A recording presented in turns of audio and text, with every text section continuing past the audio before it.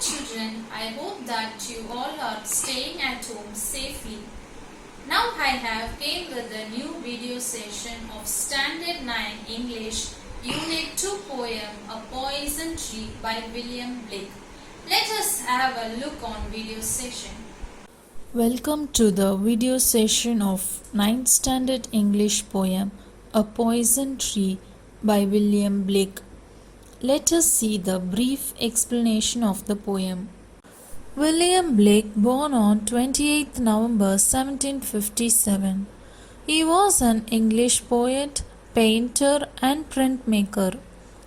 He was largely unrecognized during his lifetime. But now Blake is considered an important figure in the history of the poetry and visual arts. In 2002, Blake was placed at number 38 in the BBC's poll of the 100 Greatest Britons. Although Blake was considered mad by contemporaries for his idiosyncratic views, he is held in high regard by later critics for his expressiveness and creativity and for the philosophical undercurrents within his work.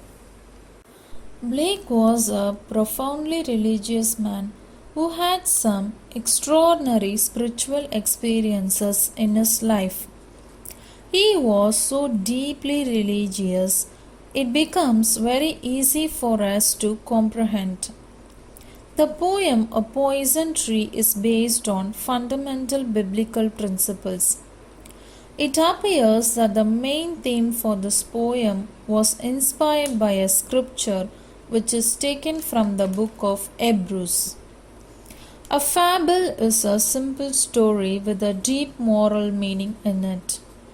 Though the poison tree comes across a very simple poem, but it is much more than that. The poem bears out a serious vision of human sin. Now we'll see the first stanza of the poem. I was angry with my friend. In the first line of the poem itself, the poet declares that once he was angry with his friend. I told my wrath did end. The meaning of wrath is feeling of anger. So the speaker told his friend about the reason of his anger, and his anger died down. I was angry with my foe, I told it not, my wrath did grow. So here we can find that the speaker was again angry with his foe. Foe means enemy. But this time he chose not to tell his foe about his feeling of anger, and thereby his anger grew. Thus the speaker in first instance gives his anger an outlet, and as a result he was reconciled to his friend again. But in the second instance he suppressed his feeling of anger inside himself, which made him more and more angry. The speaker was angry with his friend. He dealt with his angry feelings and his anger melted away. He was angry with his enemy and did not sort it out. With the latter he became wrathful. Now the second stanza of the poem. And I watered it in fears, night and morning with my tears. Here we can find an image related to gardening. Just as a plant needs water to grow, the fear about the reaction of his foe upon hearing his true feelings made the speaker conceal his wrath, which led to the growth of resentment his foe. He said tears of suppressed revenges throughout day and night. And I sunned it with smiles and with soft deceitful wiles. Here sunned it means warmed. Whereas soft deceitful wiles, the line refers to the cunning tricks that the speaker frequently thought about. Here, the speaker tells us that he faked friendship with his foe while suppressing his vengeful passion under the cover of warm and friendly smile. He behaved as if there is nothing wrong between his foe and himself, but deep inside he devised cunning tricks to bring about the destruction of his foe. The person fed his angry feelings with fears and tears daily.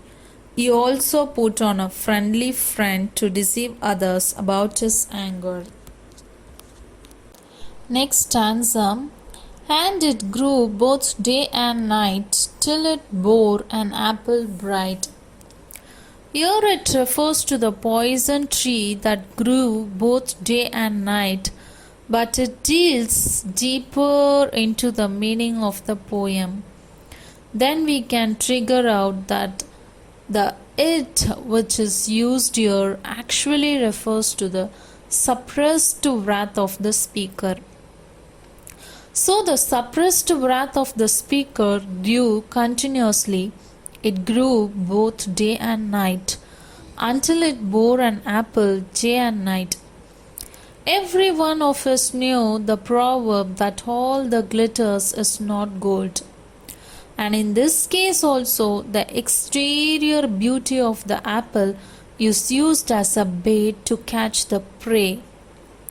In this context, the symbol of the apple definitely alludes to the story to the fall of Adam and Eve from the Garden of Eden. Under the lure of the bright fruit of the forbidden tree, here also the speaker tempts his foe to eat the bright apple of the poison tree.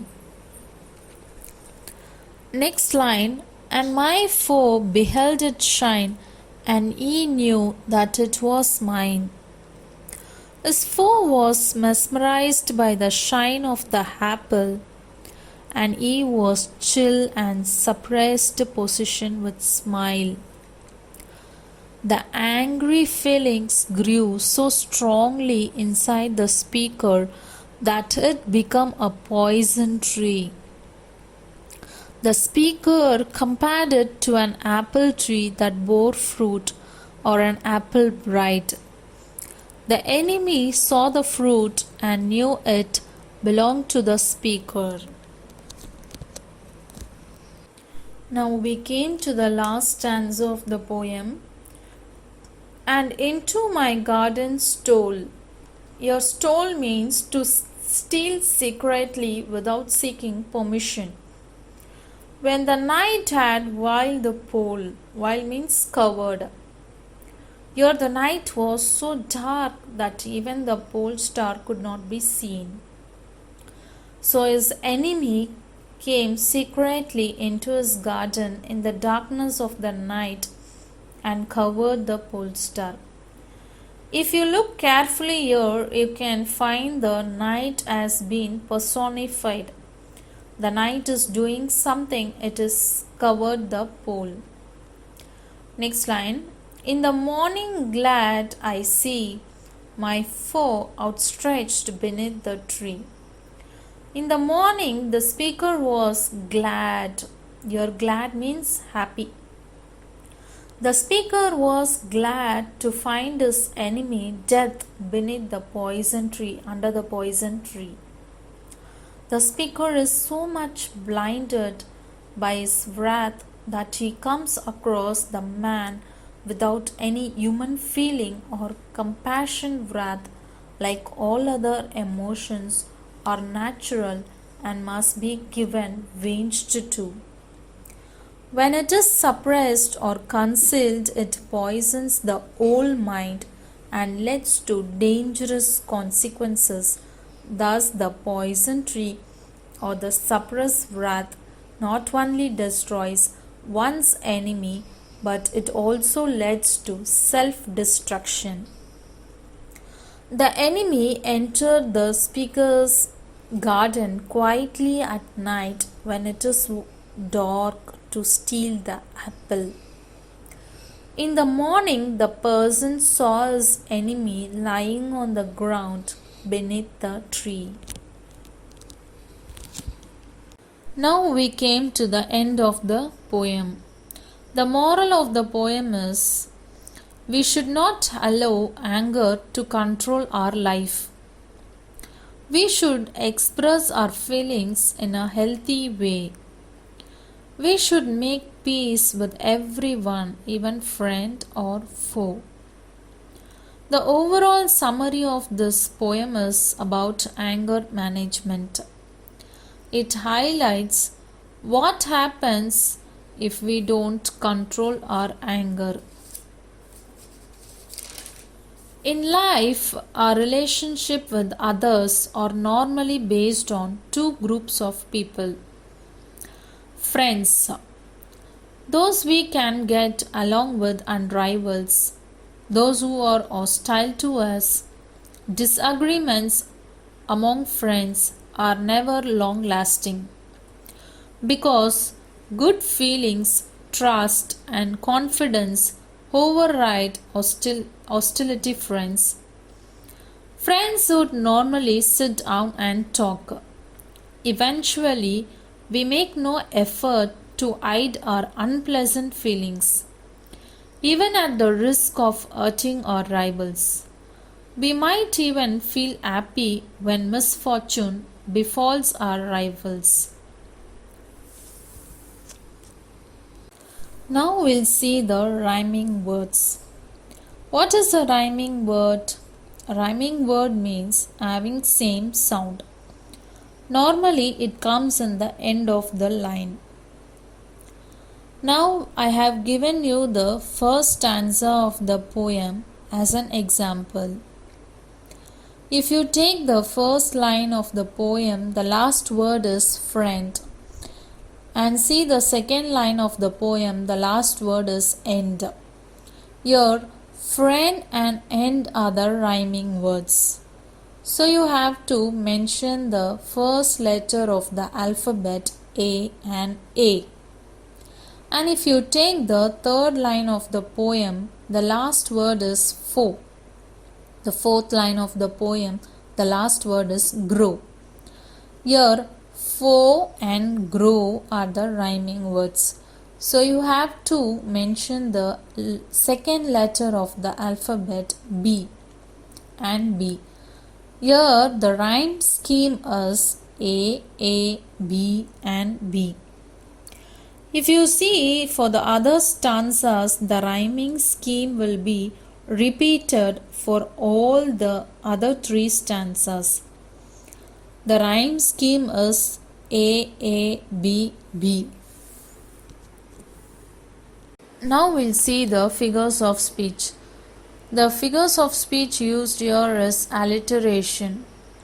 So alliteration is nothing but if two or more words starts with the same letter in the same line is called an alliteration. Now I have given you few examples. If you take the line, and I sunned it with smiles. Here, sound S is repeated in the words sunned and smiles. And I have given you other two examples. If you see the line, and with soft deceitful wiles. Here, W is repeated in the words with and whiles. Next example, till it bore an apple bright. Here B is repeated in the words bore and bright. Another figure of speech used here is metaphor. Metaphor is nothing but an indirect comparison. That is, a word or phrase used to compare two unlike objects, ideas, thoughts or feeling is called a metaphor. Here the title of the poem itself a metaphor because the title of the poem is a poison tree. Here the tree is called as a poison. It is called indirectly as a poison tree. So, the title of the poem is called a metaphor. And if you take the other line, watered it in fierce. Here, this line is called as a metaphor. So, both the words are indirect comparisons. So, it is called as a metaphor. Now, we'll see the glossary of the poem. Wrath, anger, foe, enemy, deceitful, cunning, wiles, tricks, wild, coward. So I hope you all have understood this poem. Thank you, children.